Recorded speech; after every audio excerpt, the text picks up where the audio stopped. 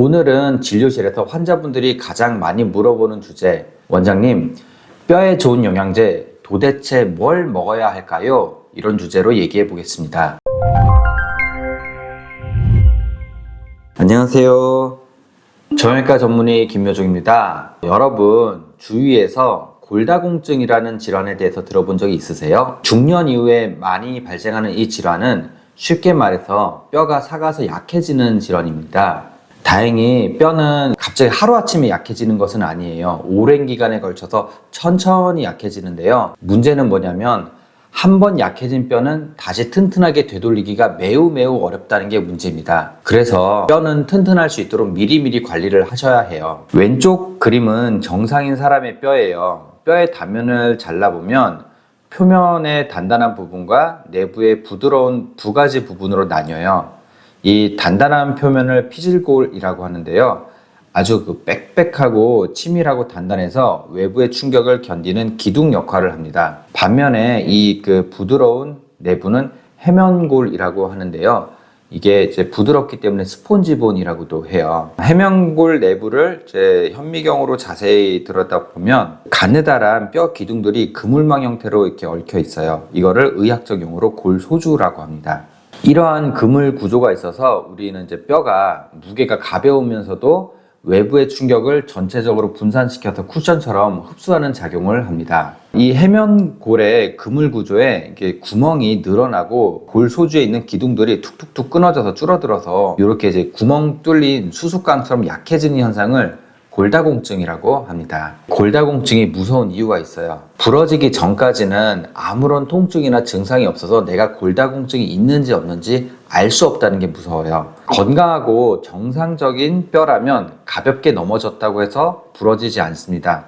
하지만 골다공증으로 뼈가 약해져 있으면 작은 충격에도 쉽게 또각하고 부러지는 일이 벌어지게 돼요. 임상적으로 이제 골다공증 때문에 많이 발생하는 부위가 있어요. 보통 골다공증성 이렇게 3대 골절이라고도 하는데요. 손목, 그리고 척추, 고관절이에요. 이렇게 이제 바닥에 넘어질 때 우리도 모르게 이렇게 손으로 짚게 되잖아요. 이때 뼈가 약하신 분들은 내 체중을 이기지 못하고 손목뼈가 힘없이 부러집니다. 척추 압박 골절은 주로 이제 엉덩방아를 찧었을 때 많이 발생하는데요. 골다공증 때문에 뼈가 아주 약해지신 분들은 버스를 타고 가다가 과속 방지턱에서 떨컹 하거나 아니면 재채기를 아주 심하게 해서 부러지기도 합니다. 마지막으로 이제 넘어지면서 고관절에 이 허벅지 뼈나 아니면 골반뼈가 부러지기도 하는데요. 골절 중에서도 가장 무서운 게 고관절 골절이에요. 이유를 말씀드릴게요. 아까도 말씀드렸듯이 골다공증 자체는 증상도 없고 또 이제 목숨을 위협하지도 않아요. 그러나 한번 골절이 발생하면 이후에 찾아오는 합병증이 무서워요. 특히 이제 70대 이상 고령 환자분들이 미끄러져서 고관절 골절이 발생을 했을 때는요, 침상 안정을 한 2개월에서 3개월 정도 해야 돼요. 근데 이때 허벅지 근육이 순식간에 빠지고 계속 누워있으면서 다리에 혈관이 막히는 심각한 혈전증이 오기도 해요. 그리고 계속 누워있어서 제 자세를 바꾸지 못하다 보면 욕창이 생기기도 하고 폐렴이 생길 수도 있습니다. 그 결과 1년 안에 사망하는 경우가 20%나 돼요. 즉 5명 중에서 1명이 1년 안에 이제 누워 계시다가 사망하신다는 거예요. 게다가 한 번 부러진 뼈는 수술을 잘 마치더라도 100% 회복되는 게 좀 어렵습니다. 그래서 한 번 골절이 발생하면 이제 활동 저하되고 그로 인해서 근육이 감소하고 또 그러다 보면 우울증도 오고, 우울증이 오고 근육이 감소하면 환자분들이 이제 균형 감각이 좀 저하가 돼요. 그러면서 또 넘어져서 재골절이 발생하는 그렇게 이제 삶의 악순환으로 빠질 수가 있어요. 그래서 만약에 고관절 골절 같은 경우는 다치셨다면 신속하게 수술을 하고 하루빨리 침대에서 일어나서 조기 재활을 할 수 있도록 운동하는 게 정답입니다. 진료실에 앉아 있으면 환자분들이 단골로 하는 질문이 있습니다. 요즘 무릎이 쑤시고 허리도 아픈데 골다공증 때문에 그런 거죠? 결론부터 말씀드리면 절대 아닙니다. 골다공증은 이제 뼈가 부러지기 전까지는 아무런 통증을 느끼지 못하는 무증상 질환이에요. 남들보다 뼈가 쉽게 툭 부러지는 증상, 골절이 발생하는 게 유일한 증상이에요. 무릎과 허리가 아픈 사람들은 무릎에 관절염이 있거나 혹은 허리 디스크나 협착증 같은 별개의 질환이 있을 가능성이 매우 큽니다. 그렇다면 두 질환이 아무런 상관이 없을까요? 그건 아닙니다. 간접적으로 좀 연관성이 있는데요. 무릎이나 허리가 아프면 아무래도 통증 때문에 잘 움직이지 않고 야외 활동을 잘 못하게 되세요. 우리 뼈는 디디고 이제 체중을 걷는 자극이 있어야지 뼈가 튼튼해지기도 합니다. 그래서 운동이라고 하는 자극이 없으면 뼈 위축이 시작되고 결국은 이제 통증 때문에 활동량이 적어지다 보니까 2차적으로 골다공증이 가속화가 돼요. 그래서 나이가 들면서 관절염과 골다공증을 이렇게 세트로 가지고 계신 분들도 상당히 많습니다. 그러면 이제 텅 비어가는 내 뼛속 기둥을 튼튼하게 만들려면 뭘 먹어야 할까요? 우리 뼈를 튼튼하게 하려면 3가지 영양소가 조화를 이루어야 해요. 첫 번째는 칼슘입니다. 칼슘은 뼈를 구성하는 핵심 재료예요. 그러니까 하루 권장량은 1000mg 정도 되고 최대 2500mg까지 드셔도 안전합니다. 주로 이제 우유, 요거트, 치즈, 멸치, 두부에 많이 포함이 되어 있어요. 그리고 두 번째 영양소는 비타민 D3예요. 이게 제가 비타민 D3라고 명시한 이유는 일반적으로 비타민 D라고 하면 되기는 한데 비타민 D2는 식물에 많이 있고 비타민 D3가 우리 몸에서 뼈가 튼튼해지는데 이제 활성이 높은 비타민이라서 비타민 D3라고 따로 체크를 해놨어요. 그래서 비타민 D3 같은 경우는 이제 장에서 칼슘을 흡수해서 혈액 속으로 나르는 트럭 같은 역할을 해요. 권장량은 이제 하루에 1000단위, 최대한 4000단위까지 복용을 할 수 있고요. 고등어나 꽁치, 연어, 요런 이제 등푸른 생선에 많아요. 등푸른 생선이라고 하면 좀 익숙하실 거예요. 맞습니다. 오메가3가 많이 들어있는 생선이에요. 다들 많이 아실 거예요. 이 등푸른 생선에는 오메가3 뿐만이 아니라 비타민 D3도 아주 풍부하답니다. 달걀 노른자, 그리고 이제 표고버섯에도 많이 들어있습니다. 그리고 이제 세 번째로 중요한 비타민 K2가 있어요. 비타민 K2는 혈관의 칼슘을 뼈에 결합시켜주는 그런 내비게이션 역할을 해요. 하루 권장량은 약 90에서 100 마이크로그램 정도이고요. 낫또나 청국장, 발효치즈에 많이 들어있습니다. 앞에서 뼈를 튼튼하게 하는 영양소 3가지에 대해서 알아봤어요. 삼시세끼 꼬박꼬박 이제 골고루 잘 먹으면 충분할까? 이런 질문이 드실 수 있어요. 한국식으로 먹는 새끼 식단입니다. 아침에 된장국, 계란 후라이, 멸치볶음, 콩나물, 배추김치 이런 식으로 이제 조금 가볍게 드시고 점심에는 국에다가 이제 제육볶음, 콩나물 무침, 깍두기 상추 이렇게 이제 상추 3까지 그리고 저녁에는 고등어구이, 돼지고기 김치찌개, 김구이, 멸치볶음, 배추김치 이렇게 먹으면 탄수화물, 단백질 그리고 야채까지 골고루 챙겨 먹는 거예요. 근데 과연 이렇게 식단을 꼬박꼬박 골고루 챙겨 먹었을 때 우리가 뼈에 필요한 영양소를 다 채울 수 있을까요? 말씀드릴게요. 방금 보셨던 정성 가득한 삼시세끼 실제 영양소 섭취량의 결과예요. 이게 꽤 충격적인데 일단은 이제 뼈의 재료이자 벽돌이는 칼슘부터 보겠습니다. 칼슘은 여러 음식에 포함되어 있지만 아침, 점심, 저녁 다 합쳐봤자 겨우 410mg 밖에 먹지 못해요. 이게 하루 권장량인 1000mg의 절반도 못 미칩니다. 그리고 비타민 D 같은 경우는 더 심각해요. 그나마 계란 노른자와 고등어에 들어있어서 약 390단위를 먹을 수 있지만 그것도 하루 권장량의 반도 되지가 않아요.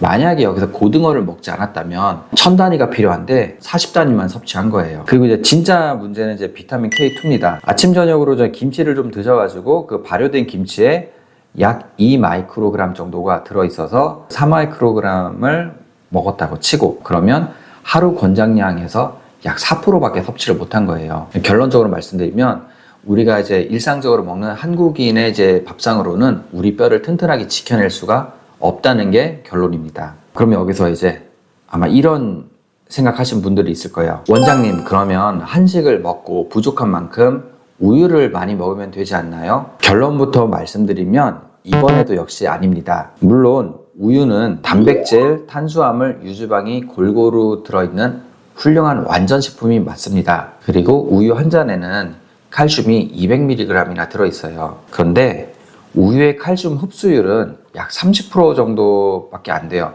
사실 이 30%도 뭐 멸치나 그런 음식에 비해서 굉장히 많은 건데 30%면 우리가 하루 권장량을 위해서 우유를 1리터를 마셔도 흡수되는 칼슘은 고작 300mg 밖에 되지가 않는다는 거예요. 거기다가 우유 속에는 이제 칼슘을 혈액 속으로 이동시켜 줄 수 있는 비타민 D와 그리고 이제 칼슘을 뼈에 붙여주는 역할을 하는 비타민 K2가 아주 미량밖에 들어있지가 않아요. 그래서 칼슘이 뼈로 가지 못하고 소변으로 새나가게 됩니다. 그러면 비타민 D3와 K2를 음식으로 보충을 하려면 어떻게 해야 할까요? 아까도 말씀드렸는데 칼슘을 나르는 트럭인 비타민 D3는 등푸른 생선에 많습니다. 등푸른 생선은 이제 기름기가 많은 생선에 속해요.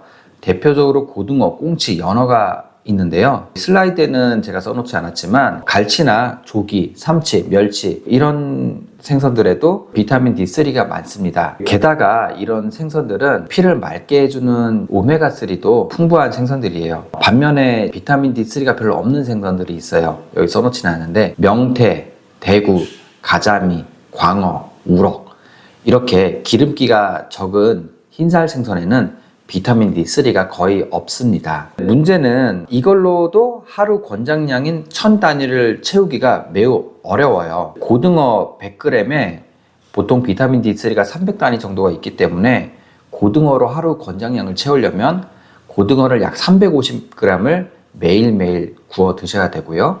그리고 달걀을 한 개 이제 노른자에 50단위가 있어요. 그러면 우리가 1000단위를 채우기 위해서 그 달걀을 매일 20개씩 삶아 먹어야 됩니다. 굉장히 좀 많은 양이죠. 그리고 이제 채소 중에서는 이제 표고버섯에 비타민 D가 많이 있긴 한데 아까 이제 얘기를 했었는데 비타민 D2의 형태로 있기 때문에 활성도가 낮아서 사실 큰 도움이 되지는 못해요. 그리고 비타민 K2도 권장량 채우기가 매우 어렵습니다. 이게 아까 말씀드렸듯이 낫또, 청국장 같은 이제 아주 진한 발효 음식에 많은데요. 매일 낫또를 15g씩 퍼먹거나 청국장을 30g씩 끓여 먹으면 가능할 수도 있고 그리고 이제 노란색의 발효 치즈에도 되게 많아요. 대표적으로 고다 치즈와 에멘탈 치즈에 많은데요. 이 고다 치즈와 에멘탈 치즈는 우리가 한국 사람들한테는 그렇게 익숙하지가 않아요. 서양인들한테는 좀 익숙하지만 이렇게 생겼어요. 여기 단단하게 생긴 게 고다 치즈고 에멘탈 치즈는 이렇게 구멍이 송송송송 뚫려 있어요. 뷔페나 뭐 이런 데에 가면 좀 있는데 흔하게 접하는 치즈는 아닙니다. 그리고 요거 기억나실까요? 그 옛날에 톰과 제리라고 하는 만화가 있잖아요. 거기서 제리가 좋아하는 이 구멍 송송 뚫린 치즈가 바로 에멘탈 치즈예요. 근데 이게 치즈로 먹으려고 해도 고다 치즈는 140g, 에멘탈 치즈는 200g을 매일매일 먹어야 돼요. 200g이면 거의 한 주먹 요 정도로 봐야 될 것 같은데요. 매일매일 섭취하기는 쉽지 않습니다. 그럼 여기서 이런 생각이 드실 수가 있어요. 원장님, 우리 아이는 노란 슬라이스 치즈를 매일 먹어요. 그러면 비타민 K2는 걱정 없겠지요? 죄송합니다만 이번에도 답은 완전히 아니요입니다. 여러분이 마트에서 흔히 사 드시는 이제 그 얇고 짭조름한 사각형 슬라이스 치즈는요, 의학적으로 진짜 치즈라고 하기보다는 좀 가공식품에 가깝습니다. 이런 슬라이스 치즈들은 진짜 자연 치즈 원료를 아주 조금 넣고 여기에 이제 기름 성분인 유화제, 그리고 식물성 유지, 그리고 물 등을 잔뜩 넣어서 열로 녹인 다음에 얇게 굳힌 가공 치즈이기 때문에요. 그래서 발효 치즈가 아니기 때문에 오랜 시간 그 유익균이 발효가 되면서 뿜어져 나오는 비타민 K2 성분이 여기에 거의 들어가 있지가 않습니다. 자, 그러면 이제 음식으로 충분히 채우기 힘들다는 거는 다들 아셨을 거예요. 그러면 이제 의학적 보충요법이 필수입니다. 시중에 영양제가 아주 많아요. 그래서 뭐 칼슘 영양제, 비타민 D 영양제 따로 이제 비싸게 구입해서 드시는 분들이 계신데요. 그럴 필요 전혀 없습니다. 가장 똑똑하고 경제적인 방법이 있어요. 바로 병원을 오시는 건데요. 가까운 정형외과에 내원하시면 의학적으로 안전하게 검증된 칼슘 비타민 D3 복합제를 쉽게 처방받을 수가 있습니다. 대표적으로 제가 이제 진료실에서 자주 처방하는 뭐 디카맥스 1000정이나 아니면 에디맥스 정 같은 약들은요, 알약 한 알에 칼슘 500mg과 비타민 D3 1000단위가 황금 비율로 섞여 있어요. 그래서 하루 한 알이나 두 알만 편하게 챙겨 드시면 하루 권장량이 채워집니다. 그리고 알약을 잘 못 삼키시는 분들은 이제 껌처럼 이제 씹어먹는 형태의 카비드 추어블 정 이런 형태도 준비가 돼 있어요. 다만 이 약은 칼슘은 많이 들어있는데 비타민 D3가 조금 400 단위로 좀 부족하기 때문에 병원에서 비타민 D 주사나 이런 걸 좀 따로 맞으면 이게 완벽하게 보충을 할 수가 있습니다. 무엇보다 가장 큰 장점이 하나 있어요. 이게 바로 경제성인데요. 병원에서 골다공증이나 골감소증으로 진단을 받으면 이 복합제를 건강보험이 돼서 처방을 받으실 수가 있어요. 그래서 한 달에 뭐 몇만 원이 아니라 몇천 원 수준으로 저렴하게 내 뼈를 지킬 수가 있습니다. 규칙적인 약 복용이 어렵거나 피검사를 해서 비타민 D 수치가 매우 낮은 분들은 엉덩이 주사로 고농축 비타민 D3를 맞으시면 부족한 비타민 D3가 신속하게 보충이 돼요. 본디옥 주사나 뭐 아나칼주 등등이 있는데요. 이게 비타민 D3를 20만 단위가 이제 들어 있습니다. 이게 한 3개월마다 한 번씩 병원에 오셔서 맞으시면 되고 1년에 해봤자 겨우 4번입니다. 이 비타민 D 주사는 비급여 주사이다 보니까 아쉽게도 건강보험 적용은 되지가 않아요. 그렇지만 혈액검사에서 비타민 D가 결핍증으로 나온 분들은 실손보험에서 보상 혜택을 받으실 수가 있어요. 그래서 부담이 훨씬 덜해질 거예요. 비타민 K2는 어떻게 보충해야 할까요? 요거는 조금 안타까운데 이제 국내 병원에서 처방할 수 있는 약 중에서 비타민 K2가 포함된 약은 없어요. 그래서 비타민 K2만큼은 약국이나 시중에서 따로 구입해서 하루에 하나씩 같이 복용하시면 됩니다. 대표적으로 이렇게 생긴 것들이에요. 자, 칼슘이나 비타민 영양제를 챙겨 드시는 것만큼 제가 꼭 강조하고 싶은 게 있어요. 그건 바로 규칙적인 야외 활동입니다. 비타민 D는 자외선을 받으면 피부에서 스스로 합성이 돼요. 그래서 이 팔다리를 햇볕에 노출시킨 상태로 30분 정도 규칙적인 야외 활동을 하시면 비타민 D를 챙겨 드시지 않아도 내 몸에서 비타민 D가 공짜로 만들어집니다. 또한 우리 뼈 조직은 체중 부하 자극을 주어야만 하중을 이기기 위해서 골 소주 기둥들이 더 단단하게 다져져요. 그리고 많이 걸으면 우리 이제 다리 근육이 튼튼해지잖아요. 이 근육들이 넘어지더라도 뼈가 부러지지 않게 보호해주는 보호막 역할을 해줍니다. 그러니까 뼈를 지키고 싶다면 귀찮아도 하루에 30분 규칙적인 야외 활동을 해야 합니다. 자, 마지막으로 정리해 드리겠습니다. 첫째, 기본은 음식입니다. 우유 한두 잔, 멸치, 두부, 생선, 채소까지 이제 하나에 치우치지 말고 골고루 드시는 것이 좋고요. 두 번째, 음식으로 부족한 구멍은 의학적으로 좀 보충을 해주시는 거예요. 시중에 비싼 영양제 대신 가까운 정형외과에서 건강보험이 적용되는 안전한 칼슘, 비타민 D3 복합제를 처방받으세요. 그리고 약을 챙겨 먹기가 힘들다면 3개월마다 한 번씩 엉덩이 주사를 비타민 D 주사를 맞으시는 것도 좋습니다. 그리고 여기에 비타민 K2는 병원에서 처방할 수 있는 약이 없기 때문에 시중에서 파는 비타민 K2 영양제를 같이 곁들이시면 영양소는 그걸로 완벽합니다. 그리고 이제 세 번째, 하루 30분 햇볕 아래 야외 활동하는 것을 잊지 마세요. 공짜로 비타민 D도 만들 수가 있고 뼈에 자극을 줘서 튼튼하게 만들 수도 있고 근육도 키워서 뼈를 보호해주는 보호막을 만들 수도 있습니다.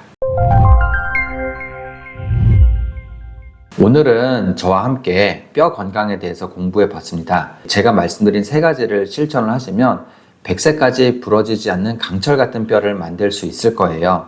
오늘 영상이 유익하셨다면 구독과 좋아요, 알람 설정 해주시면 감사하겠습니다. 지금까지 바르다 정형외과의 김묘종이었습니다. 다음에 기회가 되면 또 뵙기를 바랍니다. 시청해주셔서 감사합니다.